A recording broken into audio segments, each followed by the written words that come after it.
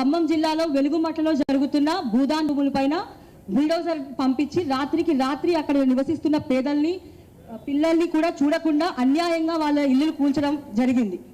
So ఇక్కడ భూదాన్ భూములు అంటే ఫస్ట్ అది పేదలకి ఇచ్చే భూమి. అది 1954 నుంచి 1985 వరకు కూడా 62 ఎకరాల 7 కుంటల భూమి రెవెన్యూ రికార్డ్స్లో ఉంది.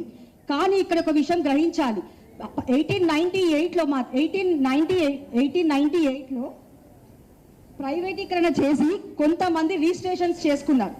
ఆ రిజిస్ట్రేషన్స్ని 2013లో హైకోర్టు క్యాన్సిల్ చేసింది.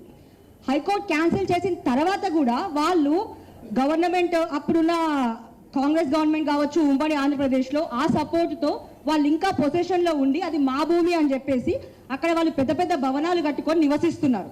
సో ఇంకొక పక్కన వేరే మంత్రి గారి అనుచరులు వేరే రకరకాల బిల్డింగులు రకరకాల రియల్ ఎస్టేట్ వ్యాపారం చేస్తున్నారు. మధ్యలో ఈ భూదాన్ భూములు 30 ఎకరాల భూమి ఉంది. సో ఇక్కడ పేదలు నివసిస్తున్నారు. వీళ్ళని ఎట్లయినా తీసేయాలనేదే వాళ్ళ ముఖ్య ఉద్దేశం. అండ్ నేను మొన్న పొంగులేటి శ్రీనివాస్ రెడ్డి గారు ఒక స్టేట్మెంట్ ఇచ్చారు, 2023 జూలై 17లో బీఆర్ఎస్ పార్టీ చేసింది అని. అది కాదు, యాక్చువల్గా అక్కడ జరిగిన విషయం ఏంటంటే ఎవరైతే 89లో దొంగ రిజిస్ట్రేషన్లు చేసుకున్నారో అది 2013లో క్యాన్సిల్ చేస్తే దాన్ని ఏదైతే మా బీఆర్ఎస్ పార్టీ పెద్దలు పువ్వాడ అజయ్ కుమార్ గారు కావచ్చు కేటీఆర్ గారు కావచ్చు దాని గురించి ప్రొటెక్ట్ చేయాలనే ఆలోచనతో అక్కడున్న ప్రైవేటీకరణలో ఉన్న ప్రైవేట్ వ్యక్తుల భూముల్ని స్వాధీనం చేసుకోవడానికి ఆ రోజు వెళ్తే ఆ రోజు కూడా అక్కడున్న ప్రజల్ని మభ్యపెట్టి దుష్ప్రచారం చేసి బురద జల్లి బీఆర్ఎస్ పార్టీ మీద అనేకమైన విమర్శలు చేసి వాళ్ళు ఈరోజు గద్దెనెక్కారు.